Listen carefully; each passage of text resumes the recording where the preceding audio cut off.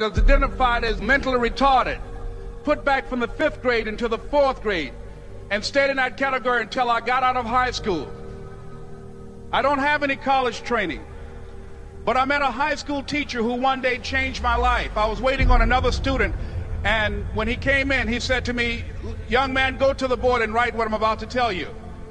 And I said, I can't do that, sir. He said, "Why not?" I said, "I'm not one of your students." He said, "It doesn't matter. Follow my directions now." I said, "I can't do that, sir." He said, "Why not?" I said, "Because I'm educable mentally retarded."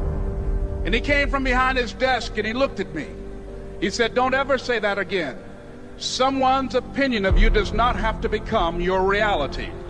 And as he talked, my heart began to beat fast. Tears began to run down my eyes, and I was in the back just listening to him, because the speech he was giving, that speech was for me. And he said, "Les Brown," he said, "if you want to do anything worthwhile in life, you've got to be hungry." I told Mr. Washington I wanted to become a disc jockey. And so I started working to develop myself. He said, "I want you to practice every day being a disc jockey." I said, "But I don't have any job now." He said, "It doesn't matter." He said that it's better to be prepared for an opportunity and not have one than to have an opportunity and not be prepared.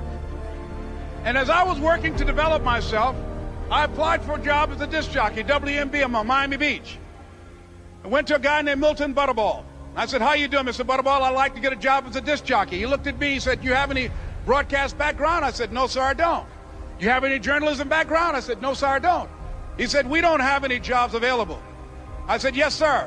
I went back to Mr. Washington and I told him. He said, "Don't take it personally." He said, "Most people are so negative, they will have to say no 7 times before they say yes." He said, "Go back again." So I went back again. I said, "How you doing, Mr. Butterball? My name is Les Brown." He said, "I know what your name is. What do you want?" I said, "I'd like to know whether or not you have any jobs at disc jockey, sir." He said, "Didn't I just tell you yesterday we didn't have any jobs?" I said, "Yes, sir, but I know whether or not somebody got laid off or somebody was fired, sir." He said, "No one was laid off or fired. Now get on out of here." I came back the next day like I was seeing him for the first time. I said, "Hello, Mr. Butterball, how are you?" He looked at me with rage. He said, "Go get me some coffee." I said, "Yes, sir." And I went to get him some coffee. After a while, I would get their lunch and dinner, and I would go in the control rooms and take the disc jockeys their food, and I would not leave until they would ask me to leave. One Saturday afternoon, while I was at the radio station, a guy named Rock was drinking while he was on the air. I was the only one there, looking at him through the control room windows, walking back and forth, young, ready, and hungry. Pretty soon the phone rang, and it was the general manager. And I answered the phone. I said, "Hello?" He said, "Les, this is Mr. Klein." I said, "I know." He said, "Rock can't finish his program." I said, "I know." He said, "Would you call one of the other DJs in?" I said, "Yes, sir." I hung the phone up. I said, "Now he must think I'm crazy." I called my mom and my girlfriend, Cassandra. I said, "Y'all turn up the radio and come out on the front porch. I'm about to come on the air." I waited for about 20 minutes, and I called him back. I said, "Mr. Klein, I can't find nobody." He said, "Young boy, do you know how to work the controls?" I said, "Yes, sir." He said, "Go in there and don't say nothing here." I said, "Yes, sir." I couldn't wait to get behind those controls. I put on an old Stevie Wonder record called Fingertips. I sat down behind that turntable. I said, "Look out, this is me, LB Triple P, Les Brown, your platter playing papa. There were none before me, and there will be none after me. Therefore, that makes me the one and only. Young and single and love to mingle, certified, bona fide, indubitably qualified to bring you satisfaction, a whole lot of action. Look out, baby, I'm your love man." I was hungry. I was hungry. You got to be hungry.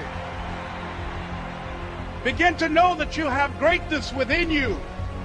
And if just one of you here begin to envision yourselves as being blessed and highly favored to reach your goals, if just one of you capture the essence of what that means, that you have greatness within you and a responsibility to manifest that greatness, that you can make your parents proud, you can make your school proud, you can touch millions of people's lives And the world will never be the same again because you came this way. It was hard, ladies and gentlemen, coming to speak to people.